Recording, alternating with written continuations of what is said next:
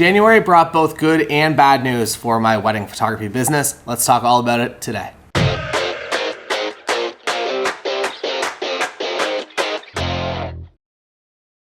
Happy February 1st. I thought it was important to take a minute today to talk to you specifically in regards to my wedding photography business, everything that is currently happening and going on, because it's a bit of a strange and unusual situation.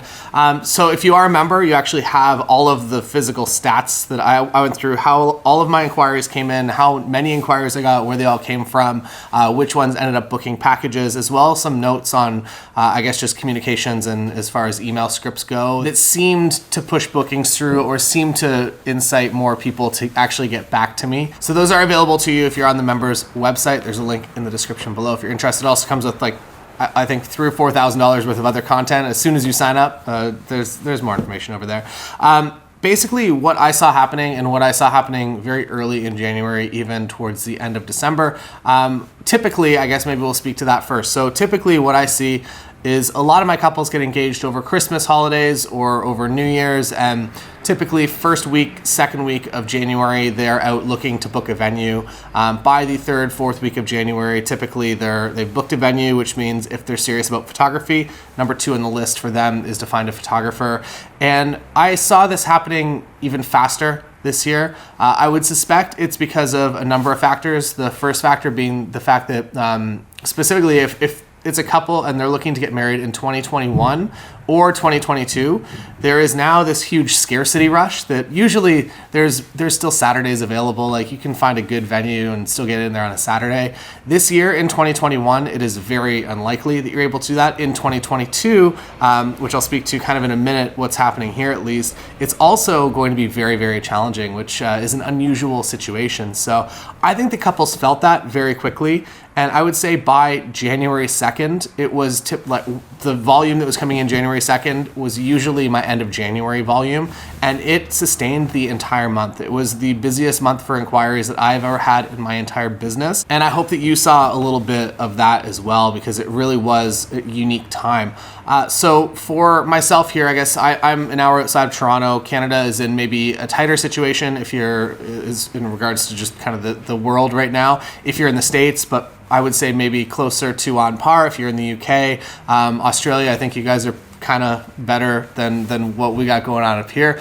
Canada is in kind of a full, or at least Ontario, my province, is in a temporary lockdown right now, which means that as of right now, you can get married and you can have 10 people in that room, not including the officiant and the photographer, but it is currently illegal to be a photographer here. So I can't even shoot a wedding if I wanted to. There are some workarounds that people have been kind of rolling with, like technically commercial photography is considered essential, whereas wedding photography is not. So if you're shooting the wedding for the venue and not the couple, there's a bunch of kind of gray area that people have been kind of working with. I would say for the most part though, that venues are very much just kind of like, hey, you can get married here, but you can't have a photographer, just so you know. And a lot of couples are like, hey, maybe we'll think maybe 2 months from now, it's not a big deal to move that far. So that is what's happening here. And because of that, and I don't know if this is also happening in the States where things are a little bit more open right now, what's happening is that a lot of my 2021 couples, even back in November, early December, were all pushing their dates to 2022. So I had a significant number of bookings already moving. And then by January, I'll put the numbers in the actual, in the members site. But a lot of my early season had already started to move. The plus was that a lot of them were actually moving from kind of June Saturdays to Fridays in July or August of next year because of venue availability, which I'm fine with. So my 2022 calendar is looking pretty crazy. It's also crazy that I have a lot of my 2020 couples that bumped to 2021 early this year that are now bumping to 2022. So that's a pretty long engagement. I feel like we've communicated a lot and we're stronger friends. I feel like you're gonna get better referrals off of that because you really are part of their friend group when you've been a good person and you've been communicating with them through this really challenging time for them to plan a wedding. So I think that as a wedding photography community, I think we're going to see a lot of upside of that. I think that if people were serious about photography, I feel like you are way more connected. I've spoken to this in the Book More Weddings 2021 course, that if you're a member, you have access to that. Essentially, kind of what that looks like is that if you're shooting an elopement or micro wedding, not only are you, I would on a normal day consider myself to be the additional wedding party member of the day. If they have 5 people in their wedding party, I'm the 6th person in their wedding party type thing because I'm just there all the time. I now would almost consider the photographer at a micro wedding or an elopement part of the family, that by the time you leave there, if it's a group of 10, 12, 15 people, you are now part of the family, and any sisters, brothers, cousins that are in that group that are getting married, all of a sudden the likelihood of a referral coming from that for you as a photographer is so much higher because you're a friend of everyone now. So, which is maybe counterintuitive, that if you go to a wedding and there's 300 people and maybe you might get 1 or 2 referrals, and not even maybe ones that book, maybe ones that just inquire because they saw their friend's wedding video. Usually I would say most of my referrals actually come from people seeing the highlight video, not necessarily their actual images. Maybe we'll get into this right now. This was not supposed to come up in this video, but it is. So what I've noticed is that video is the biggest thing for 2021, 2022, specifically when it comes to micro weddings, smaller weddings. I'm noticing that pretty much all of my couples are looking for that full ceremony video. They want a highlight video, and I have to kind of guide expectations with that if they want a highlight video, but I'm only there for 2 hours and I'm also doing photography coverage, like I'm not comfortable creating something like that. So I need to bring in someone else. And then even in that case, it's kind of hard to create a full highlight film within kind of that short period of time. That's a topic for another day. But what I do notice is that all of my couples pretty much are now looking for a full ceremony video. So if you don't have that as an option, I would recommend getting that somewhere on your packages. If you're a member, this is actually good. So this came out in December. It is a full template for basically a full welcome kit, as well as pricing templates as well. There's all kinds of printed materials up there, or digital printed materials that are just templates. So you can just put all your information into it and send it to your couples, and all of a sudden you have this amazing welcome kit. That is one of the things that I would say is really spiking people getting back to you. So if people commonly ghost, if they send an email and they're like, hey, we're getting married this date, and they send that inquiry through, and then you respond with your pricing and they never get back to you. What I've noticed is that if you have a welcome kit, if you have a lot of information to send to them, to get them further connected, because they probably got to a point where they could trust you, and that's why they inquired. And if a day goes by and you get back to them in 24 hours, get back to couples as fast as you can, especially now you're going to book a lot more. Like, I've booked weddings, but I've had meetings before other photographers have actually responded to the email. So I've got the email, responded within about 10 minutes, and was like, hey, I can set up a call for noon if you want to talk like right now. And I've had that meeting and I've booked that wedding. And in the time that maybe another photographer takes like 24 hours to get back to somebody, if you are way faster and outperforming in that way, maybe there's a caveat here where you don't want to set the precedent that you're going to respond to every single email within like 3 minutes, because then you start a very strange relationship that you will probably not enjoy.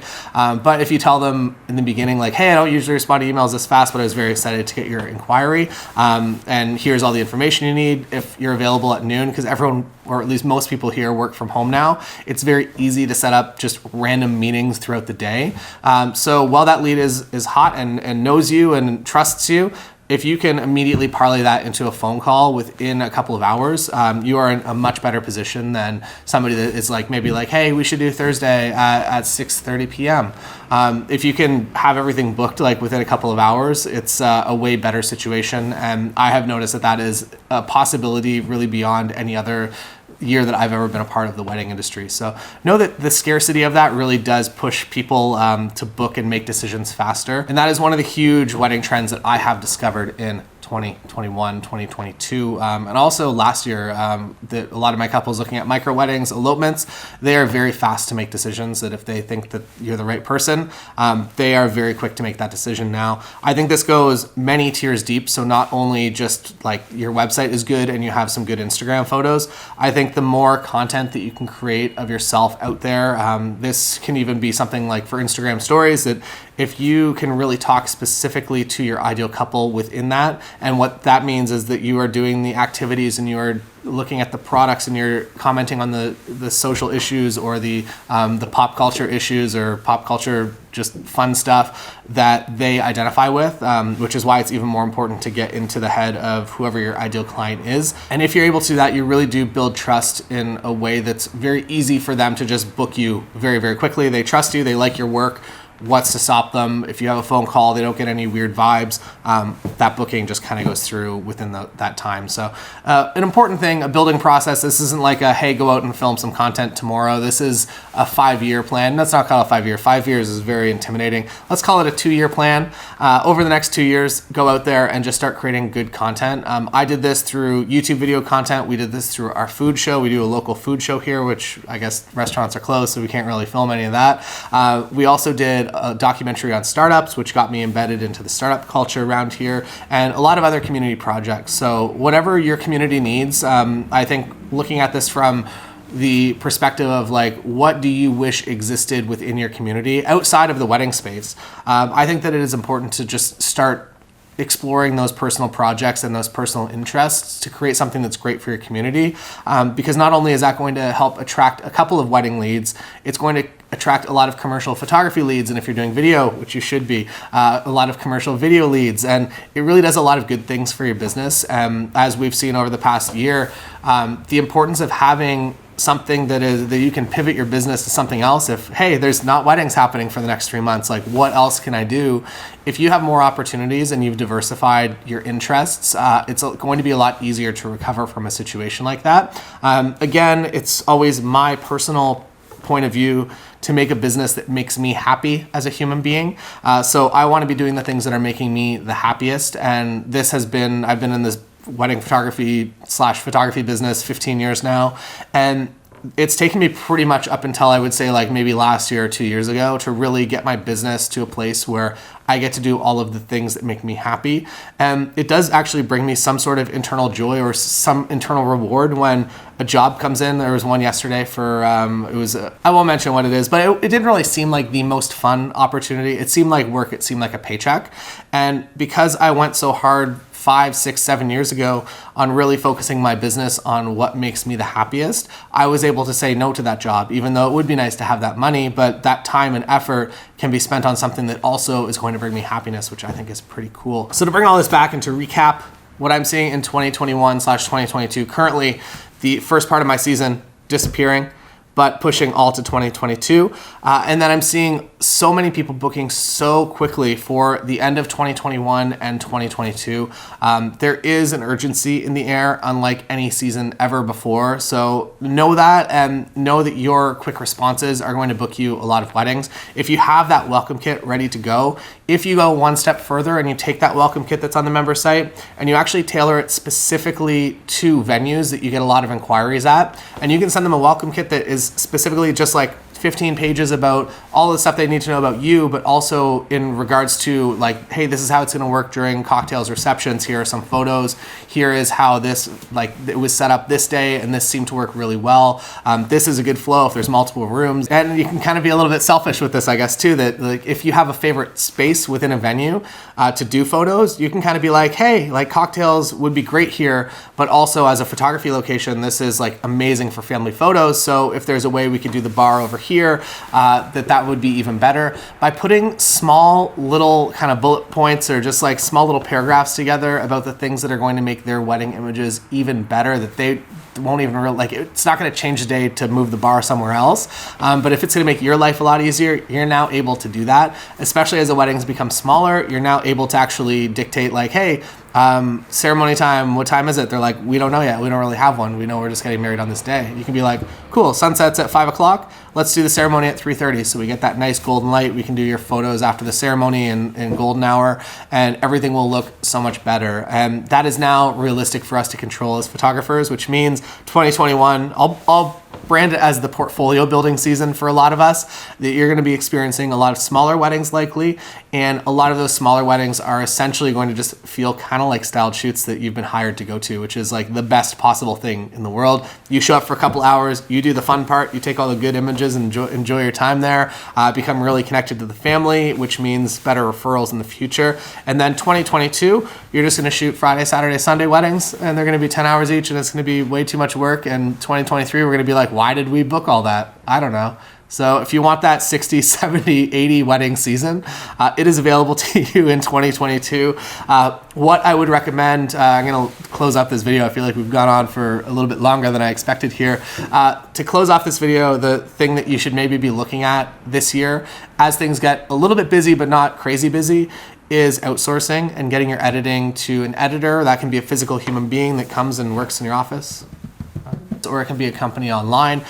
Just get the process in place and the comfort there to know that it is something you can do. And that means that if you are attempting to shoot an 80 wedding season, that now all of a sudden, at least you don't have to worry about the post-production, that all just happens behind the scenes and you just get hit with the final gallery. You do a verify, make sure everything's good, maybe a few adjustments, and send it off. That is a much better situation to be in than trying to, especially if you're jumping from like 20 to 60 weddings in a year. It is a very large gap to fill in regards to just the behind the scenes business of scaling a studio at that size. So know that if you're making the big jumps, get outsourcing, at least image outsourcing, and find, if you're doing video, find someone to do videos, because there's just so much back end on that.